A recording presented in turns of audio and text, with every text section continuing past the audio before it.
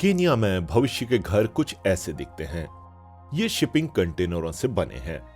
अगर अफ्रीका की आबादी इसी तरह बढ़ती रही तो घरों का आर्किटेक्चर भी बदलेगा। लेकिन क्या ये कंटेनर वाकई टिकाऊ हैं?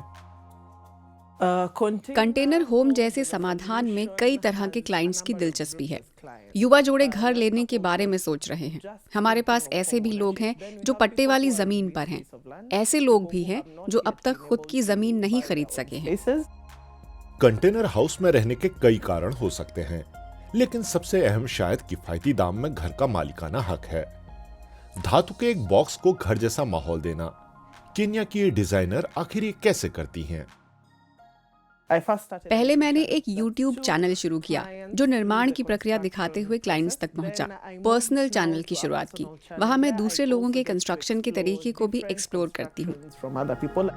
केन्या में हर साल 2.5 लाख से ज्यादा घरों की डिमांड है, लेकिन इनमें से 20% ही ऐसे हैं जिन्हें किफायती तरीके से लोग खरीद सकें। रिसाइकल्ड कार्गो कंटेनर शायद इस कमी को भर सकें।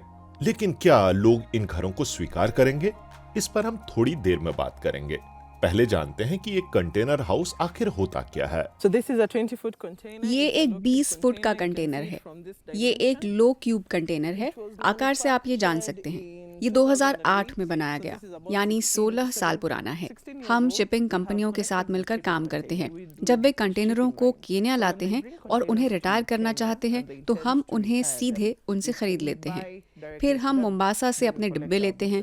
मोम्बासा से हम उन्हें अपने यहाँ, जहाँ हम अभी बैठे हुए हैं नैरोबी में, यहाँ लाते हैं। जब किसी ग्राहक को उनकी ज़रूरत पड़ती है तो वे यहाँ आकर कई कंटेनरों के बीच चुनाव करते हैं। इसके बाद हम डिज़ाइनिंग शुरू करते हैं। वे पैसा जमा करते हैं। इस तरह कंस्ट्रक्शन शुरू होता है। रिटायर किए गए कंटेनरों को घर में तब्दील करना किफायती पड़ता है। ग्रेस इसमें एक्सपर्ट हैं। हालांकि बिजनेस शुरू करते वक्त मामला इतना आसान नहीं था। मेरा पहला कंटेनर होम, तब मुझे पता ही नहीं था कि कंटेनर को कैसे हैंडल करते हैं। उसके आकार को नज़रअंदाज करते हुए हमने कंटेनर का पूरा फेस ही अलग कर दिया। ढुलाई के दौरान कंटेनर बेडौल हो गया। फिर हम उसे फिर से पुराने आकार में लाने में जुट गए। स्ट्रैटनिंग की बहुत कोशिशों के बाद भी वो पहले जैसा 100% नहीं रहा। जब मैं कंटेनर हाउस वाले बिजनेस में उतरी तो मैं कुछ अलग करना चाहती थी, लेकिन उस अनुभव के बाद मैंने सोच बदली। अब मैं ये कोशिश करती हूँ कि उन लोगों के लिए कुछ असरदार करूँ जो शिपिंग कंटेनर्स में रहने की सोचते हैं। उन्हें लगता है कि ईंट और सीमेंट से निर्माण महंगा है, लेकिन यहाँ बड़ी चुनौती दक्षता की है। मैंने कॉलेज में इंटीरियर डिजाइनिंग की पढ़ाई की, फिर भी मेरे लिए ये आसान नहीं था। ऐसे लोग भी हैं जो हमें शिपिंग कंटेनर कंस्ट्रक्शन आर्किटेक्ट या कार्गो टेनर कहते हैं। इसका मतलब है कि ये अपने आप में एक अलग पेशा है। That means it's a totally different profession on its own. एक शिपिंग कंटेनर की औसत उम्र 12 से 25 साल होती है, लेकिन निर्माण के नए तरीकों से एक कंटेनर हाउस 25 साल और लंबा टिक सकता है। समंदर के मुकाबले जमीन पर कंटेनर के सामने चुनौतियां कम होती हैं।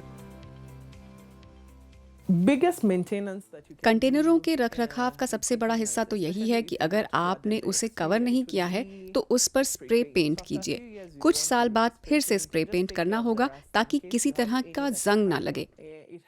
ग्राहकों को ऐसे उपाय बताना आसान होता है। आपके दाम बताने से पहले ही वे खर्च के बारे में पूछते हैं।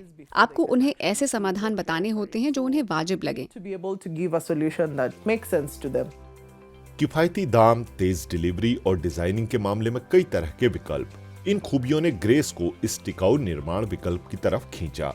लेकिन उनके ग्राहक क्या कहते हैं? मैं ऐसे कंटेनर हाउस के सामने खड़ी हूँ जिसे हमने 2020 में डिलीवर किया था। पारंपरिक घर बनाने का समय मेरे पास नहीं था। हम बीते 4 साल से इसमें रह रहे हैं। 2020 से अब 2024 तक। ये बढ़िया है। इसमें पर्याप्त जगह है। अगर कोई इसके बारे में सोच रहा है तो मैं सलाह दूंगा कि ये जरूर ले।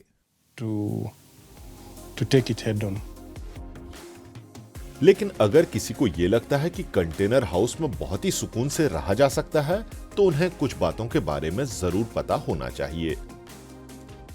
This is a work in progress. It's a 40-foot container. यहाँ काम चल रहा है।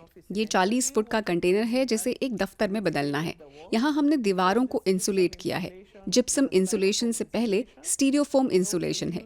कुछ मामलों में हम रॉकवुल इंसुलेशन भी इस्तेमाल करते हैं। हम बिजली के लिए वायरिंग कर चुके हैं और ग्रिल के साथ एल्यूमिनियम की खिड़कियां भी लग चुकी हैं।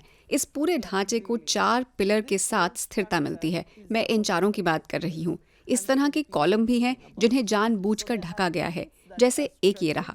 आप इन्हीं कोनों से इसे उठाते हैं, यानी यही खंभे पूरे स्ट्रक्चर को उठाते हैं। From these corners. So this is the pillar that has carried this whole structure. Grace की बातें ध्यान से सुनने वाले और उन पर भरोसा करने वाले इंस्टॉलेशन का खर्चा बचाने की नहीं सोचते। वे कंटेनर की दीवारों पर ड्रिल करने से भी बचते हैं। महंगी जमीन और आसमान छूते घरों के दाम के बीच ये कंटेनर हाउस बड़ी आबादी के लिए एक किफायती और सुरक्षित आशियाना बन सकते हैं।